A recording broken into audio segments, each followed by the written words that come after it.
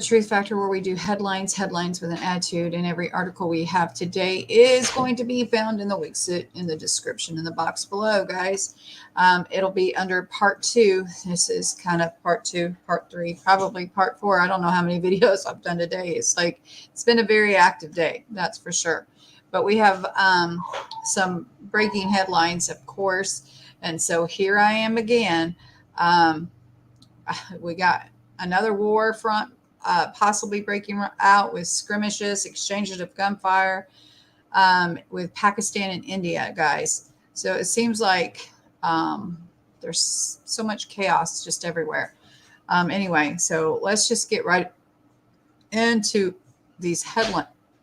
Oh, excuse me, guys. Let's get right into these headlines, okay? I have to run here shortly, so I'm trying to do these as quickly as possible. All right, guys, we are going to be right here, part two. Boom. We have another war. Pakistan and India exchange gun, artillery, rocket fire in Kashmir. Video below shows heavy clashes are now taking place between Indian and Pakistani armed forces in Kashmir tonight. You can hear the exchange of the fire between Indian border guards and Pakistani rangers in this footage. Let me go back and reshare this, guys. Hey, Drain. What's up? Face turquoise covering eyes. I don't know. Not quite. Not quite. Okay. Anyway, so let's make sure you guys can hear this so you guys can hear the gunfire exchange.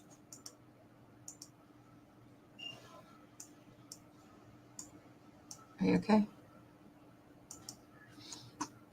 All right. Here we go.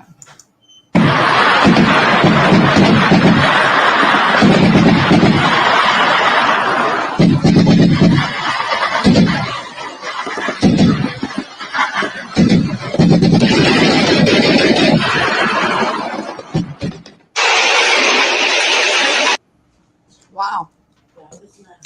That is loud, wasn't it, guys?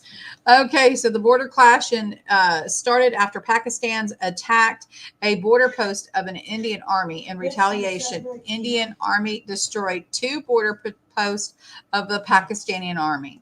All right, guys. So we have looks like another front to look at. We'll try and do our best to keep up with all of this. We also have Mother. I'm sorry, but I stepped on it. It hurts. World Jewish from Hal Turner. Jewish settlers from Deir Istia tell West Bank Palestinians to get out now because we're coming to kill you. Palestinians in the West Bank reported flyers on their cars placed by Jews in the village of Deir Istia, which read, "You have one last chance to escape to Jordan in an orderly manner, after which we will kill every enemy and forcibly expel you from our holy land. Take your belongings with you immediately and leave because we are about to arrive." And it says sources Channel 11 TV Israel. Mm-mm-mm. Then we also have from Hal Turner here. China will support Iran.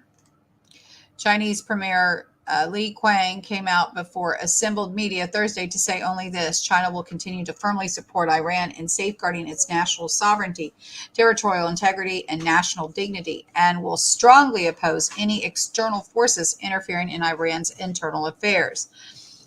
His analysis says that this is Israel's Hamas thing is getting worse by the hour. Ground invasion or not, Israel is effed. Just a matter of time before Iran outright attacks with support of Russia, China, Syria, Iraq, Lebanon, and Egypt. I think they already realize they have the upper hand against Israel and the U.S. The biggest news we have heard in a long time is that China will support Iran in a liberation of Palestine. This is a big deal. It doesn't get any bigger. This is shaping up to be the USA, Israel, and the EU against everyone else. I think we cannot win.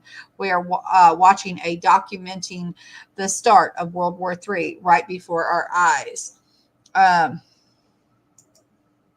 Kind of crazy, guys, having all of this developing so quickly, especially with the new front that has started in Pakistan and India. Hello, MG. How are you?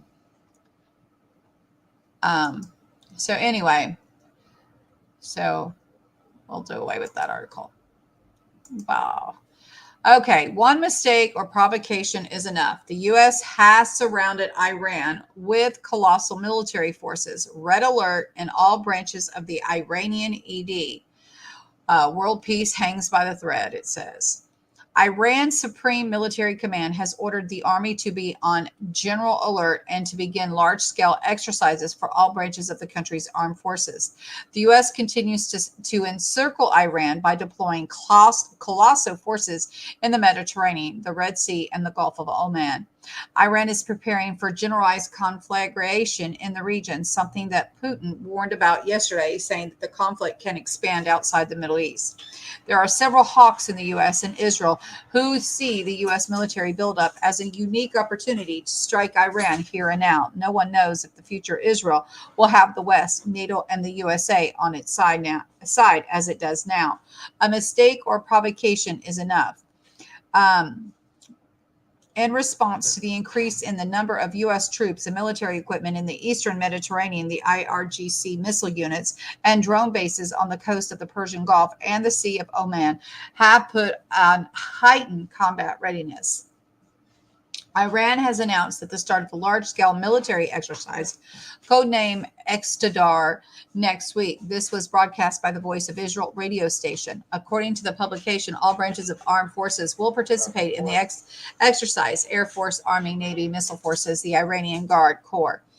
At the same time, there is no doubt that the large-scale exercises are directly related to Tehran's preparation for the worst-case scenario. Tehran's decision to conduct large-scale military exercise can hardly be called unexpected. The situation in the Middle East is becoming more alarming every day. The United States and its allies, particularly Great Britain, continue to concentrate their forces in the Middle East. And here from Batback Takavi, from the Crisis Watch, says that the Army Guard Force will hold an exercise named Iqtidar in training area.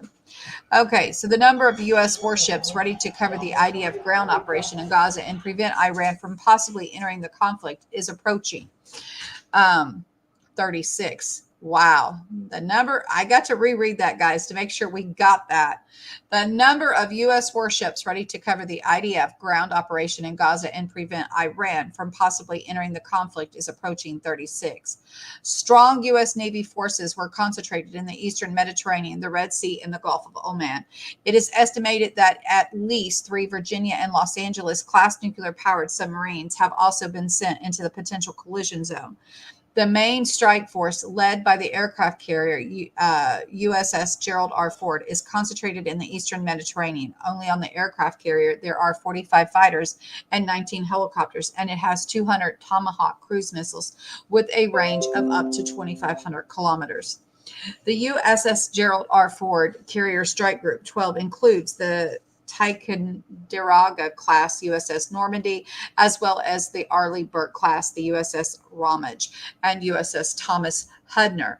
In addition to the ships of the Carrier Strike Group 12 USS Carney and the USS Roosevelt, both Arleigh Burke classes are being deployed.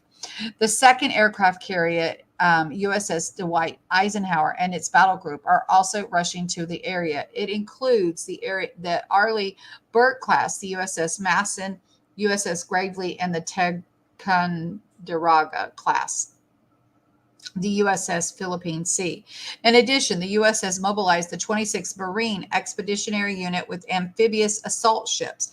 There are the USS Baton and the USS Carter Hall, with approximately 3,000 Marines, and a similar deployment order was received by the USS Mesa Verde, which was in Spain and is already moving towards the southern Mediterranean. The flagship command and control ship of the Sixth Fleet, USS Mount Whitney, is also deployed in the area. 5 4 Arleigh Burke-class cruisers, the USS Stetham, McFall, Arleigh Burke, Paul Ignatus Buckley, along with the various other support ships, are also in the wider area. At the same time, the SNMG-2, a naval force consisting of warships of various allied states, has also been deployed in the area. The SNMG-2 currently comprises nearly 1,500 personnel on the following 7 ships from their respective nations. And then we have the Duncan, the Menendez, Margatti, Surkoff, Yabas, Pantino, and then the Frankenfurt. Additional U.S. Air Force's F-35s, F-15, F-16, and F-10 fighter squadrons deployed to the Middle East. Great Britain sent the RFA Argus and an RFA Lime Bay, while France FS Tonara, a Mistral-class ship. According to the Russian sources, the Saud base in Crete already hosts 7 flying tankers, 10 transport aircraft, a KC-135, and a large number of U.S. military personnel. Guys, that's a lot of that's a lot of ships, artillery, aircrafts. That is a lot. It says the carrier-based C-2A flight indicates that the USS Eisenhower CSG reached the Azores Archipelago earlier today, and it is expected to reach the Strait of Gibraltar in approximately 36 to 48 hours, depending on its speed. The Pentagon has yet sent another guided missile destroyer, the USS Thomas Hudner, to the Red Sea, whose primary mission will be to protect Israel from the threat of Yemen's Houthis. Another USS warship, the Arleigh Burke-class destroyer, USS Carney, is already operating in the Red Sea. It is noted that yesterday, the USA announced the deployment of 12 new anti-aircraft systems in the Middle East.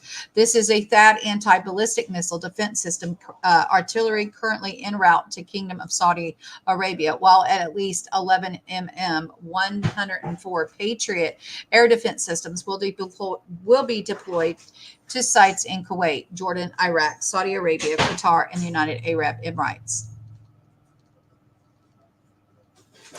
It says tracking U.S. naval assets near Israel. And we got this, all of this, guys. That's a lot. A lot. Tracking allied ships. That is still a lot. Wow. All right, guys. That is a lot of stuff. And we got more, guys. From CBS, we have Fort Liberty troops to be deployed to the Middle East amid the Israeli-Hamas war, Pentagon says. Fort Liberty, North Carolina, the U.S. Pentagon announced on Tuesday that Fort Liberty troops will deploy to the Middle East amid the Israeli-Hamas war. The Pentagon said that the squadron of F-16 Fighting Falcon aircraft from the New Jersey Air National Guard 119th Expeditionary Fighter Squadron arrived in the U.S. Central Command area of responsibility on Tuesday. The aircraft will work alongside other units in the Department of Defense sent to the Middle East region. The department deployed the USS Eisenhower Carrier Strike Group from Norfolk, Virginia to CENTCOM. They also directed additional Patriot missile battalions from Fort Liberty and Fort Steele, Oklahoma. The Department of Defense said a variety of military units were put on prepare to deploy orders, but they have not been activated. Now, for some reason, I thought it was Fort Bragg. I thought I heard Fort Bragg. I don't know if they're one of the same or whatever, but I thought I'd heard someone say something about Fort Bragg. Anyway, we also have this update about Ukraine.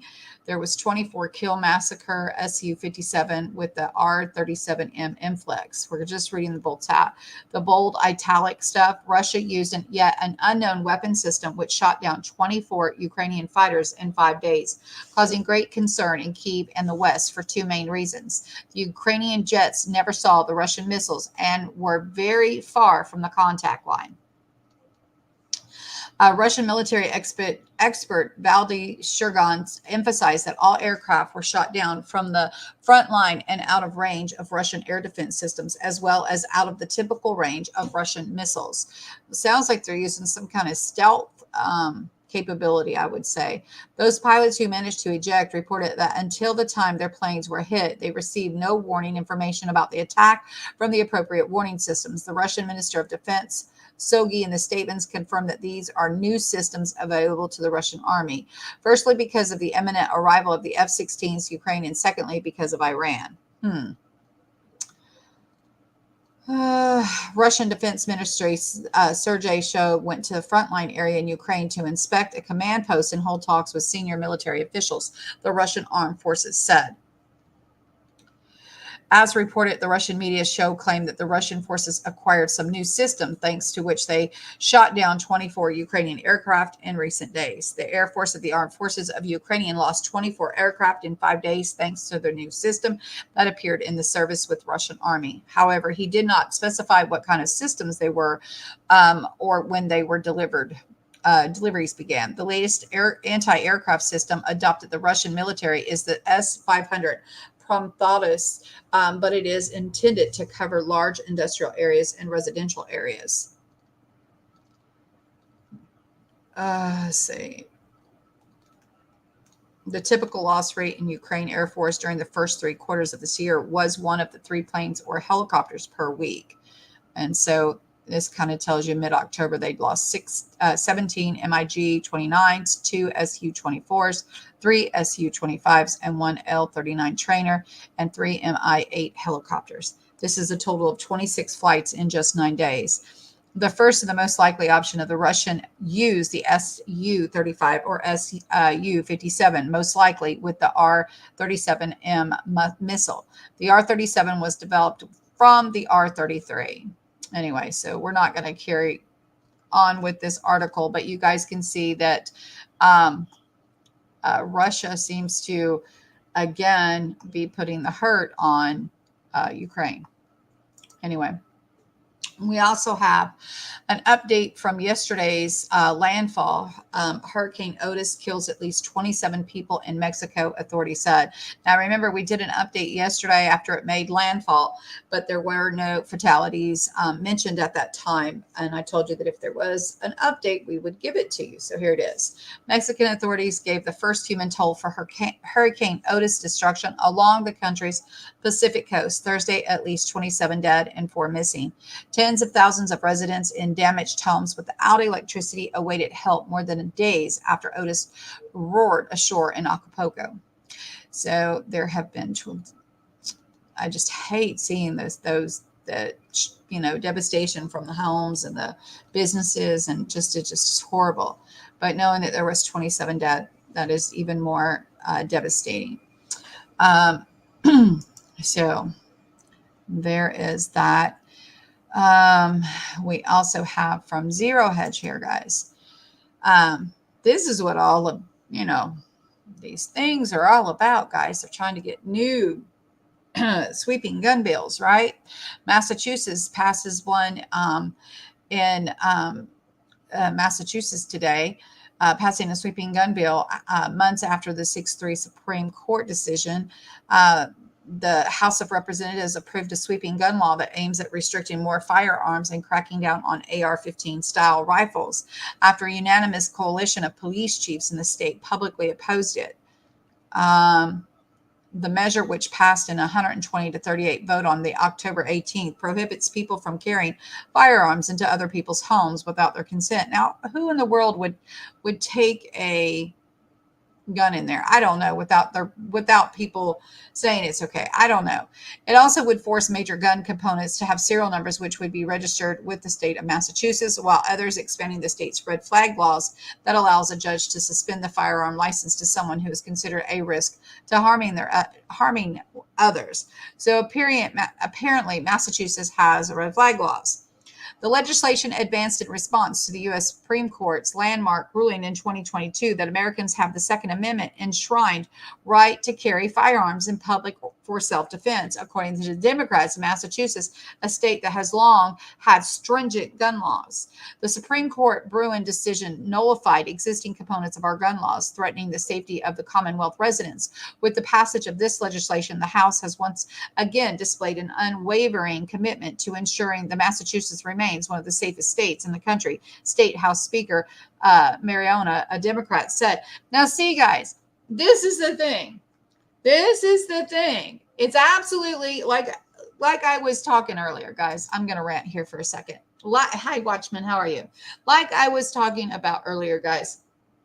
It's absolutely insane to think that, the the U.S. Constitution is in place for a reason, right? The U.S. It is.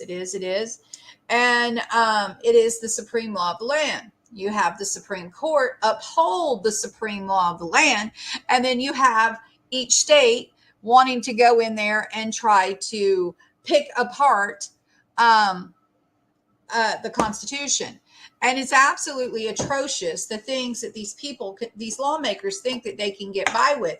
People, you need to call your lawmakers. You need to call your congressmen. You need to be on the phone with these people and not allow these things to take place.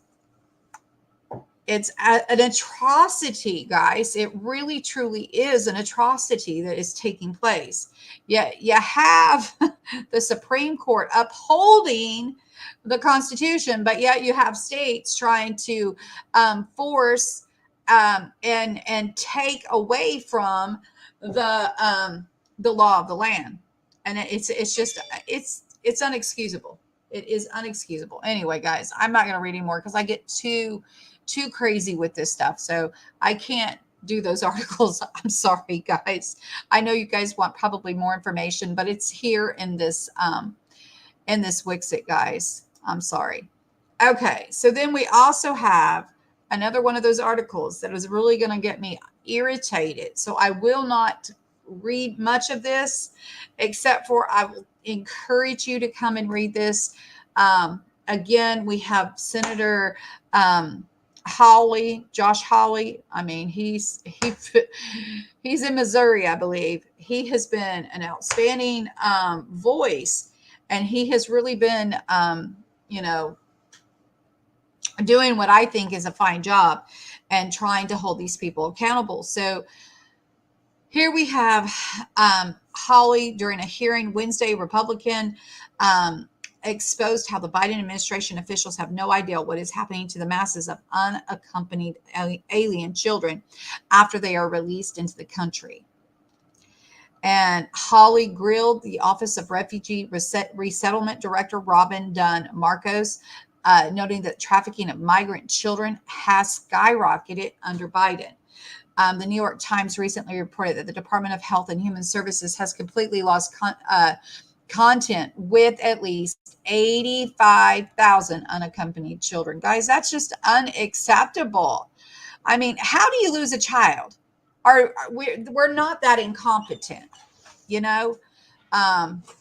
it's staggering. It says how many kids right now of the 430,000 approximately unaccompanied children who have crossed the border under this administration. It's an astounding number. How many are you in regular contact with right now? Hawley asked the official. After attempting to skirt around the answer, Marcos said, I don't have a specific number. How can you not know? Why would you come to this hearing and not know? As astounding, Hawley replied. The senator continued respectfully, I would like you to do your job and not release children to human traffickers. Respectfully, that's what I would like. I would like you to not facilitate the largest child trafficking ring in American history. Marcos also could not give any details of how many background checks are carried out on the adult sponsors. This is just absolutely ridiculous, guys. It really, truly is. This is happening right here under your noses. And it just continues, and it's despicable. And again, nothing's being done. I mean, yeah, we're having somebody try to get to the bottom of it, but what's coming of it? What is coming of all of this? Nothing. Nothing is coming of it. We're not getting answers. We're not going to get answers because it's rules for me, not for thee. Guys, it's disturbing to say the very least. Disturbing to say the very least. Are you okay, honey? Okay. My husband is not okay. I got to go, guys. I love y'all. We'll catch you later. Bye.